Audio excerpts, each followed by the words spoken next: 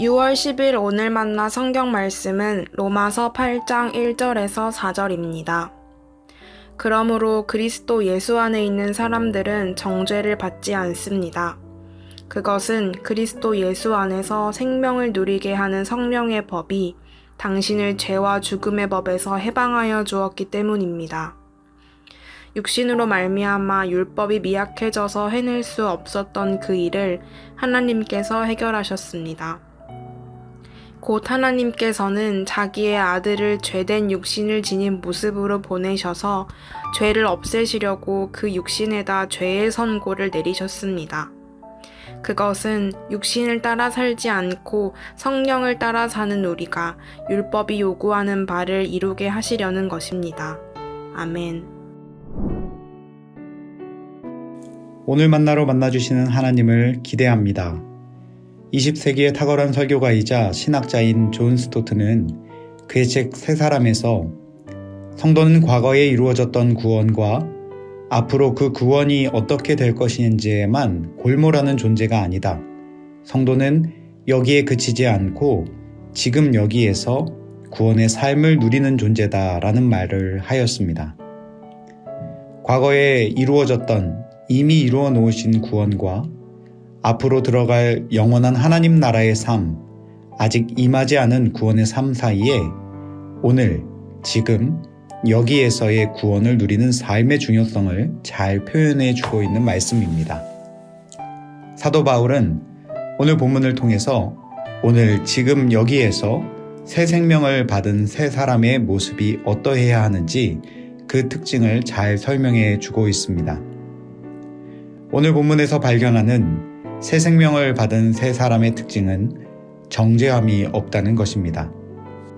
로마서 8장은 1절에 정죄함이 없다는 선언으로 시작하여서 39절에 끊을 수 없다는 약속으로 마무리하고 있습니다. 이것은 우리가 받은 구원의 확실성과 안전함을 말해주고 있는 것입니다. 물론 우리가 받은 구원의 확신의 증거는 우리에게 있는 것이 아니라 하나님의 의, 그분의 신실하심에 있습니다. 바울은 이에 대하여 오늘 읽은 본문 1, 2절에서 이렇게 고백합니다. 그러므로 그리스도 예수 안에 있는 사람들은 정죄를 받지 않습니다. 그것은 그리스도 예수 안에서 생명을 누리게 하는 성령의 법이 당신을 죄와 죽음의 법에서 해방하여 주었기 때문입니다. 바울은 주 안에 있는 자는 결코 정죄함을 받지 않는다고 고백합니다. 왜냐하면 하나님께서 예수 그리스도 안에서 우리의 죄를 해결하시고 생명을 누리게 하는 성령의 법이 죄와 죽음의 법에서 우리를 자유하게 해주셨기 때문이라 말하고 있습니다. 그렇습니다. 하나님의 의, 하나님의 그 신실하심으로 인하여 우리는 참 자유를 얻고 생명을 누리게 되었습니다. 그러나 존 스토트의 말처럼 또한 우리는 그저 이렇게 받은 구원을 받은 것에만 머물러 있지 않아야 합니다. 왜냐하면 죄와 사망의 법을 따르지 아니하고 죄의 노예로 살던 우리의 삶을 정리하고 하나님과 화목한 인생으로서 하나님의 법인 말씀을 따라 오늘 지금 여기에서 살아가야 하는 삶이 우리를 기다리고 있기 때문입니다. 그러나 여러분, 오늘 지금 여기에서 세상의 육신의 법을 따르지 않고 하나님의 법을 따라 살아가는 것이 쉬운 일인가요? 바울 사도 역시 처절한 실패와 좌절을 경험하므로 오호라 나는 곤고한 자로다. 이 사망의 몸에서 누가 나를 건져내랴 고백했던 7장을 우리도 함께 경험하고 있는 연약한 인생이 아닌가요? 그런데 오늘 바울은 그 해결의 단초를 찾습니다. 바로 오늘 본문 3절과 4절입니다. 육신으로 말미암아 율법이 미약해져서 해낼 수 없었던 그 일을 하나님께서 해결하셨습니다. 곧 하나님께서는 자기의 아들을 죄된 육신을 지닌 모습으로 보내셔서 죄를 없애시려고 그 육신에다 죄의 선고를 내리셨습니다.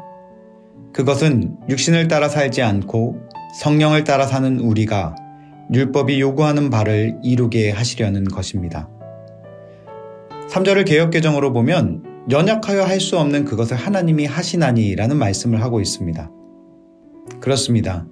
육신의 연약함으로 하나님의 법을 지킬 수 없는 죄된 우리를 성령 안에 살게 하시며 말씀대로 지켜 살아가게 하시는 분이 오직 하나님이라 말씀하고 계시는 것입니다. 사랑하는 높은 뜻 성도 여러분, 오늘 지금 여기에서 하나님의 뜻을 따라 살아내기를 원하십니까? 해결은 나에게 있지 않습니다. 오직 성령 하나님께서 우리 안에서 그 일을 이루어 가시겠다고 말씀하고 있는 것입니다.